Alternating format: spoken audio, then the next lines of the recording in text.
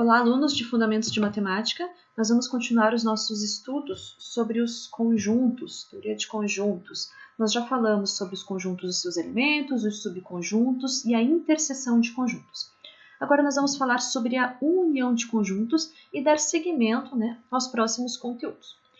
Bom, o que vem a ser a união de dois conjuntos? Então, a união dos conjuntos A e B é um conjunto, um novo conjunto, formado pelos elementos que pertencem a pelo menos um desses conjuntos. A notação que a gente usa agora é parece um U aqui, virado para cima, a interseção era virado para baixo, agora a gente está falando de união, A união B. Então, o X pertence a esse conjunto, A união B, se e somente se X pertence a A ou X pertence a B. Então, na interseção, precisava pertencer aos dois simultaneamente. Então, a gente usava e, usava a conjunção. Agora, tem que pertencer ou ao A ou ao B. Então, a gente usa o ou aqui, usa a disjunção para o conjunto união. Bom, e as propriedades? Propriedades da união. Primeiro, a união vazio é o próprio A. A união B é igual a B união A, tem a comutatividade, assim como da interseção. Tem a associatividade também, assim como a interseção. A união A é o conjunto A. E, por último, A está contido em B, se e somente se A união B é igual a B. Então, compare lá com a interseção. A gente tinha que A está contido em B, se e somente se A inter B era igual a A. Agora, A união B é igual a B. Bom, vamos fazer a demonstração aqui desse da associatividade. Para provar a propriedade 5 lá da interseção, eu fiz num método descritivo, eu fui descrevendo o que estava acontecendo. Mas as demonstrações que nós vimos no nosso tópico de estudo anterior, fazia diferente, colocava as premissas e aí eu usando as regras de inferências, equivalências para chegar na conclusão. Essas demonstrações que nós fazemos aqui também podem ser feitas dessa forma. Então, a gente pode escolher se a gente prefere de uma forma mais descritiva ou de uma forma sequencial, como estávamos fazendo antes. Tá? Olha só, para fazer essa demonstração, eu tenho que mostrar uma igualdade, eu estou fazendo aqui a associatividade, então eu tenho que demonstrar dois passos. Primeiro, que esse conjunto está contido nesse, e depois que esse está contido nesse. Para provar uma igualdade, eu tenho que provar duas inclusões. Então, estou fazendo a primeira aqui. Olha só como que a gente pode usar o método que a gente fazia de demonstração.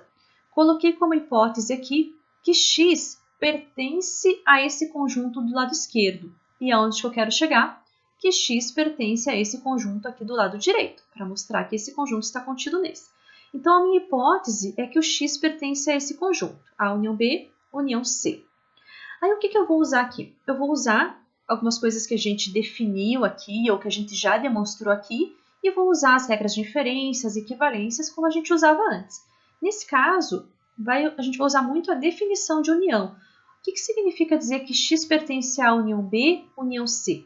Significa que esse X pertence a esse conjunto, a união B, ou X pertence a C. Essa é a definição de união. Aí, novamente, do 2 para o 3, eu vou usar a definição de união. Eu tenho que o X pertence à união B. O que significa isso? Que X pertence a A ou X pertence a B. E eu já tinha aqui que ou X pertence a C. Agora, daqui para cá, eu estou com ou e ou. Eu posso usar esse símbolo, a escrita ou usar o nosso símbolo lá de disjunção, ou e ou. Só que o ou ele é associativo, a disjunção ela é associativa. Então, eu vou usar a equivalência de associação que a gente tem lá para trocar esse parênteses de lugar.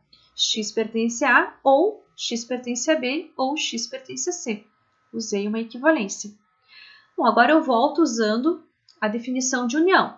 X pertence a A ou o que significa X pertence a B ou X pertence a C? Que X pertence a B união C. Novamente, pela definição de união, eu tenho que X pertence a esse conjunto ou X pertence a esse conjunto, então X pertence à união desses dois conjuntos. Que era o que a gente queria demonstrar. A gente partiu aqui do X pertencente ao lado esquerdo e concluímos que o X pertence a esse conjunto do lado direito. Okay?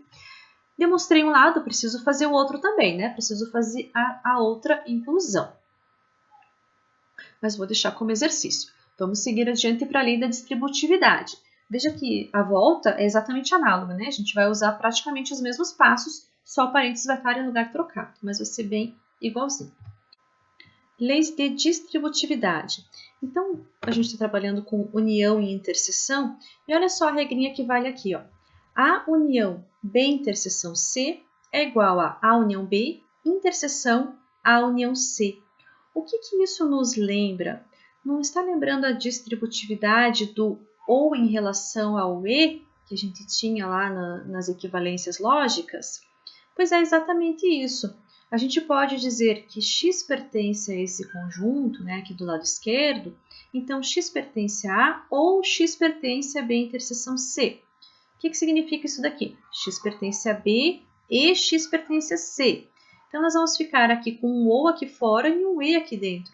E aí a gente lembra lá da distribuição que ficava, então, vai ficar, né? X pertence a A ou x pertence a B e x pertence a A ou x pertence a C. E aí a gente volta usando as definições de interseção e união, né, para chegar nesse conjunto aqui. Então, a gente pode usar as leis da distributividade, lá da nossa equivalência lógica, para fazer essa demonstração, ou a gente pode fazer num processo descritivo, que eu já vou mostrar para vocês, né? Então, aqui da união em relação à interseção, aqui da interseção em relação à união, né? Vale da mesma forma. Olha só, num processo descritivo, seria mais ou menos dessa forma. Coloquei aqui uma descrição, dei um pause aqui, dá um print na tela para olhar com carinho, né, para cada passo aqui, para entender bem essa demonstração. Mas a gente tem que provar o quê? Se a gente tem uma igualdade, tem que provar duas inclusões. Tá? Então, tá aqui a inclusão 1 e a inclusão 2, então, cada uma delas. Começo partindo, x pertence a esse conjunto do lado esquerdo, eu tenho que mostrar que x pertence a esse conjunto do lado direito, que é isso que eu tenho que mostrar. Então, pego um x aqui, então x pertence a A ou x pertence a B inter C. Aqui, ó, se eu tenho que x pertence a A ou x pertence a B interseção C, eu vou ver o que acontece quando x pertence a esse e vou ver o que acontece quando x pertence a esse outro. Em qualquer um dos dois casos, eu vou conseguir mostrar que x pertence a essa interseção final aqui que eu queria. Então, como ou esse é verdade ou esse é verdade, né, ou pode ser os dois, vai ser verdade que ele pertence a esse conjunto aqui. Olha só, se x pertence a A, temos que x pertence à união B e x pertence à união C. Né? Se ele está em A, ele está nessas uniões. Então, ele está na interseção desses conjuntos.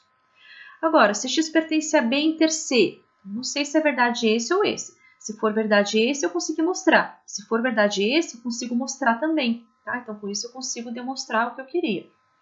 Dei uma olhada ali como eu falei. Já na volta aqui, ó, o que acontece? Eu chego em algum momento que eu vou colocar assim, ó. Temos dois casos a considerar.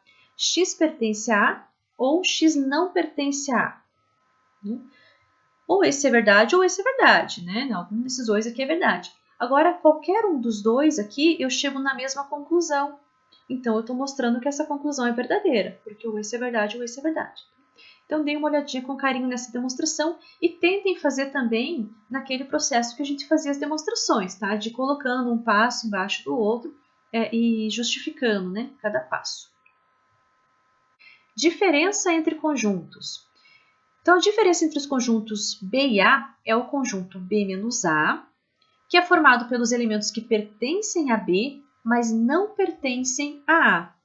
Então, eu vou pegar todos os que pertencem a B e vou tirar os que estão ali, mas que são do A também. Vou tirar os que estão lá.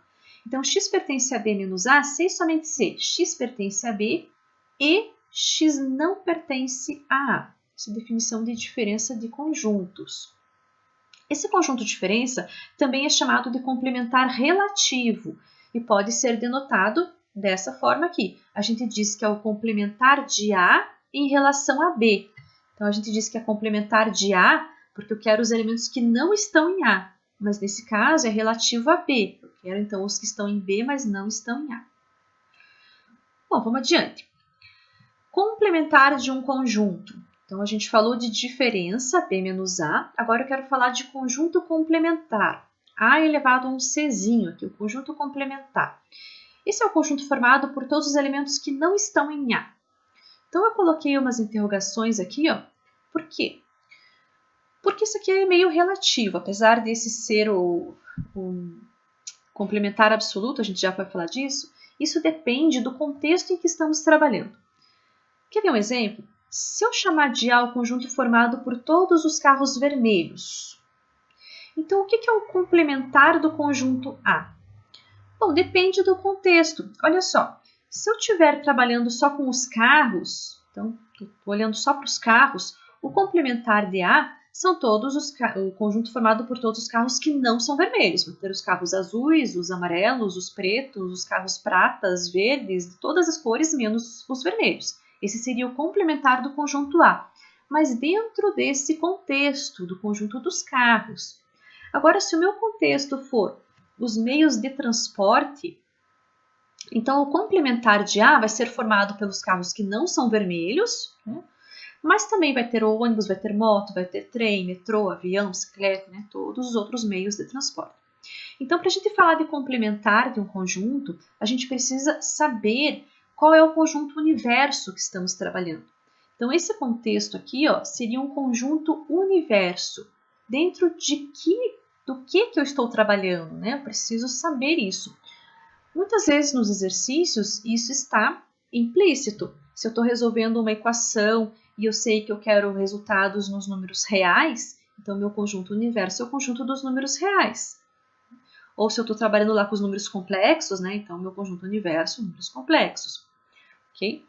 Então a gente chama de conjunto universo e representa por esse U, né? O conjunto que possui todos os elementos que desejamos considerar em uma situação. Então, no nosso exemplo aqui, um conjunto universo era o conjunto de todos os carros, o outro era o conjunto de todos os meios de transporte. Assim, o complementar do conjunto A, também chamado de complementar absoluto e denotado por AC, ou, olha só, o complementar de A em relação a U, em relação a esse conjunto universo, é a diferença do conjunto universo com o conjunto A. Então, o complementar do conjunto A é o universo menos o A. Muitas vezes, como eu disse, né, não está explícito quem é o conjunto universo, mas a gente sabe qual é. Então, a gente fala do complementar.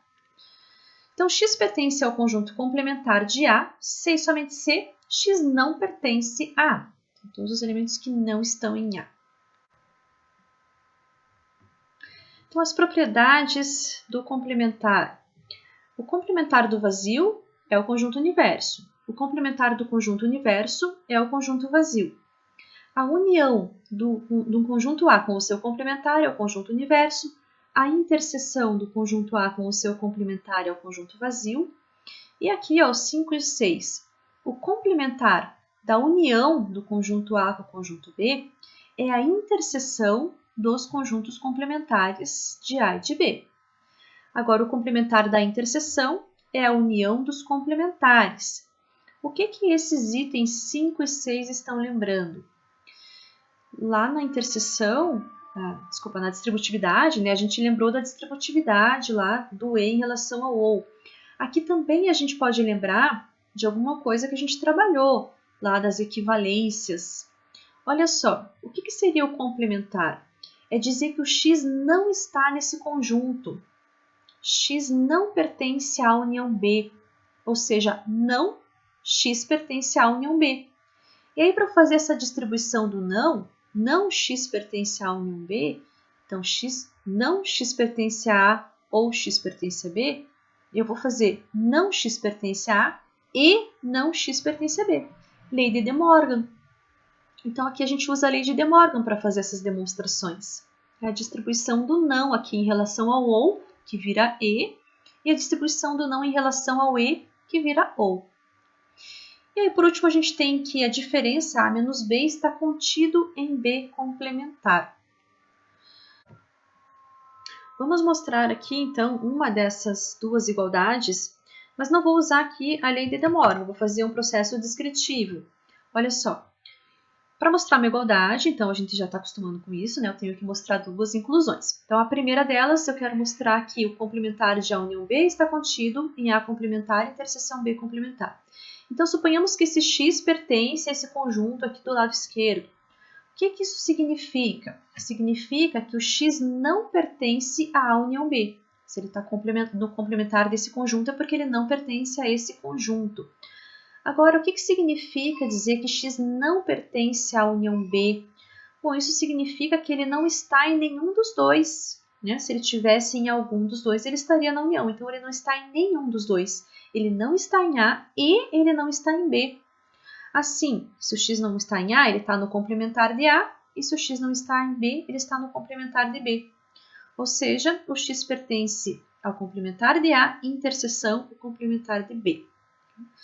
Aqui também, se eu tenho que o X pertence a A complementar e interseção B complementar, a gente tem então que ele pertence ao A complementar e pertence ao B complementar, né? Está na interseção. O que isso significa? Que ele não pertence a A e ele não pertence a B. Se ele não está em nenhum dos dois conjuntos, ele não vai estar na união. Okay? Então, provamos aqui essa igualdade. Vamos lá, vamos para os diagramas de Venn. Então, lá no início eu falei que a gente podia representar um conjunto através de diagramas. Tá? Esses diagramas eles foram inventados, né, no intuito de facilitar as relações de interseção e união de conjuntos. Como que funciona isso? Eu vou fazer primeiro um exemplo com dois conjuntos. Digamos que eu tenho um conjunto A formado pelos números 1, 2, 3 e 4 e o conjunto B formado pelos números 2, 3 e 5. Eu vou representar esses conjuntos por diagramas, só que eu vou colocar eles de tal forma que eles tenham uma interseção. Olha só, eu vou representar com dois círculos aqui, né? E que eles tenham uma interseção, ó, esses círculos se intersectem em algum momento. Porque dessa forma, eu vou colocar os elementos que estão nos dois conjuntos aqui, ó, que pertençam às duas circunferências. Agora, os elementos que estão só em A e não estão em B, vão estar só no círculo A, mas em nenhum momento vão estar no círculo B. E os elementos que estão em B também vão estar no círculo que é formado aqui pelo B, mas não no círculo que está em A. Então, dessa forma, eu vou ficar aqui, ó, o 1 e o 4 estão só em A, o 2 e o 3 estão nos dois, e o 5 está só no B. Isso ajuda bastante quando a gente quer ver, por exemplo, diferença entre conjuntos. Então, eu quero os elementos que estão em B, mas não estão em A, vou olhar aqui. Vou olhar para a interseção com mais facilidade. Vou olhar para a união, né, todos os elementos, vou juntar todos os elementos. E tem um tipo de exercício que aparece sempre que a gente está trabalhando com conjuntos, que aparece normalmente 3 conjuntos, pode aparecer mais, mas normalmente aparecem 3 para fazer a interseção. E eu vou colocar aqui como um exemplo um desses exercícios e explicar um pouquinho como que a gente faz para resolver. Então, olha só, um curso de engenharia de produção tem 140 alunos matriculados, sendo que 50 alunos deles estão na disciplina álgebra linear, 60 em termodinâmica e 80 em desenho técnico. Desses alunos, aí ele descreve mais algumas características, né? 10 cursam aqui álgebra linear e termodinâmica, 30 cursam álgebra linear e desenho técnico, 15 cursam termodinâmica e desenho técnico e 5 cursam as 3 simultaneamente. Aí o coordenador quer saber quantos alunos cursam apenas uma disciplina. Se a gente olhar aqui, ó, os que cursam álgebra linear são 50, os que cursam termodinâmica são 60 e os que cursam desenho técnico são 80. Se nós somarmos, né, 50 mais 60, 110, mais 80, 190. Como 190 se nós temos 140 alunos? Né? Essa conta não fecha. Por quê? O que está acontecendo?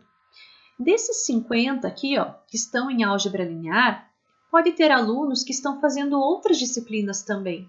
Então, eu posso ter um aluno aqui que está fazendo álgebra linear e também está fazendo termodinâmica. Então, ele está sendo contado aqui nesses 50, mas ele está sendo contado novamente nesses 60. Por isso que esse número, né, a soma desses 3 aqui ficou maior do que 140, porque esses alunos estão se repetindo. Tá? Então, como que a gente faz para resolver esse problema? A gente começa sempre pela maior interseção.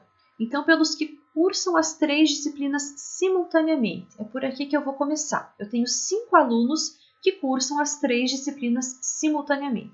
Então, eu vou representar por diagramas o conjunto dos alunos que cursam álgebra linear, os que cursam termodinâmica e os que cursam desenho técnico. E vou deixar com que essas circunferências, aqui, esses círculos, se interceptem, tá? Para fazer a interseção desses conjuntos. Os que cursam as 3 ao mesmo tempo são 5. Então, eu vou começar por aqui, eu vou colocar esses 5 na interseção das 3 circunferências. Tem 5 alunos que cursam as 3. Agora, quando eu for olhar 2 a 2, por exemplo, os alunos que cursam álgebra linear e termodinâmica, eu já tenho 5 que fazem essas duas. Esses 5 fazem essas duas e mais essa, mas eles já fazem essas duas. Então, se a gente olhar aqui, ó, quantos que cursam álgebra linear e termodinâmica? 10 alunos cursam álgebra linear e termodinâmica. Então, quando eu for preencher esses 10, eu tenho que levar em consideração que já tem 5 que cursam essas duas. Já tem 5 que cursam essas duas. Então, dos 10, eu vou pegar aqui 5 que estão nessa interseção aqui de álgebra linear com termodinâmica, sem estar em desenho técnico. Só 5 que cursam essas duas e não cursam desenho técnico. Ok? A soma aqui dá 10. 10 cursam as duas. Ok? Bom, vamos olhar de novo. Aqui o próximo, né? 10 aqui. 30 cursam álgebra linear e desenho técnico. 30 cursam álgebra linear e desenho técnico. Mas eu já tenho 5 que cursam as 3. Então, aqui eu vou preencher com 25, né? 30 menos 5, 25. Se eu somar aqui, eu tenho 30 que estão nessas duas ao mesmo tempo. 30 que cursam álgebra linear e desenho técnico. A mesma coisa ali para o termodinâmica e desenho técnico.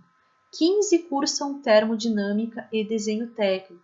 Então, desses 15, já tenho 5 que cursam as 3. Então, vão sobrar 10 para eu preencher aqui a interseção. Tá? 10 mais 5, aqui 15 que cursam esses dois. Agora que eu preenchi todas as interseções, então sempre começo pela maior, aqui que tem os 3, depois vou de 2 em 2 e por último eu vou olhar quantos cursam só uma disciplina. Então, quantos que cursam álgebra linear? Lá no início ele disse que 50 estão cursando álgebra linear, 50 alunos cursam álgebra linear. Mas olha aqui, ó, dentro de álgebra linear, eu já tenho aqui 25 mais 5, 30, mais 5, 35. Aqui eu já tenho 35 alunos que cursam álgebra linear. Então, para fechar os 50, falta 15. Então, só 15 que cursam só álgebra linear dos 50, ok? Então, a gente vai preencher aqui com 15, ó. Somando todos esses, eu tenho aqui 50 alunos cursando álgebra linear. Vou fazer a mesma coisa com os outros. Quantos que cursam aqui termodinâmica? 60. 60 cursam termodinâmica, mas eu já tenho 20 aqui cursando termodinâmica. Então, faltam 40 que cursam só termodinâmica. A mesma coisa para desenho técnico. Quantos que cursam desenho técnico? 80. 80 fazem desenho técnico, mas eu já tenho aqui 25 mais 5, 30. Mais 10, 40. Eu já tenho 40 aqui dentro de desenho técnico, então falta 40 para fechar os 80. Então, agora, se nós somarmos aqui todos os alunos que estão aqui, ó, eles não estão mais duplicados, nem triplicados, né? A gente já tirou essas duplicações, triplicações. Então, se a gente somar aqui 15 mais 5, 20, mais 40, 60, 70, 70 mais 30, 100, mais 40, 140. Exatamente os 140 alunos do curso. Então, o coordenador queria saber quantos alunos cursam somente uma disciplina. 15 alunos cursam só álgebra linear, 40 alunos cursam só termodinâmica e 40 alunos cursam só desenho técnico. Então, que cursam somente uma disciplina, 15 mais 40 mais 40, 95 alunos cursam somente uma disciplina. Ok? Bom, esse é o tipo de exercício que aparece sempre que se fala em conjuntos, tá? Em qualquer livro, em qualquer exame, em qualquer teste, sempre aparece esse tipo de exercício. Bom, vamos adiante aqui para finalizar, falar sobre o produto cartesiano entre dois conjuntos. Então, eu tenho dois conjuntos A e B. A gente vai definir o produto cartesiano, que tem essa notação aqui, ó, AXB, a gente diz A cartesiano B. Esse é um conjunto formado por todos os pares ordenados AB, onde o primeiro elemento pertence ao primeiro conjunto e o segundo elemento pertence ao segundo conjunto. Tá? Então, Azinho pertence a A e Bzinho pertence a B. Então, são pares ordenados. Então, A cartesiano B é o conjunto formado por pares ordenados, AB, onde A pertence a A e B pertence a B. Dois pares ordenados são iguais, estamos definindo aqui quando que eles são iguais, se e somente se o primeiro elemento é igual ao primeiro e o segundo é igual ao segundo. Só assim para esses pares serem iguais, para serem o mesmo elemento, tá? A igual a C e B igual a D. Então, aqui a gente tem que o par AB é igual ao par CD, C e somente C, A igual a C e B igual a D. Se a gente tiver, por exemplo, o conjunto A formado por Azinho, Bzinho, o conjunto B formado pelos números 1, 2 e 3. O que é o produto cartesiano? A cartesiano B é o conjunto formado por pares ordenados, onde o primeiro elemento está no primeiro conjunto, o segundo elemento está no segundo conjunto. Então, eu vou ter os pares A1, A2, A3, B1, B2, B3. São todos os pares aqui formados por elementos onde o primeiro está no primeiro conjunto, o segundo está no conjunto. Quando nós tivermos subconjuntos desse produto cartesiano, nós vamos ter relações entre conjuntos, que será o tema do nosso próximo tópico, relações binárias, ok? Por enquanto, nós vamos parar por aqui. Se tiverem alguma dúvida, postem lá no fórum. Bons estudos!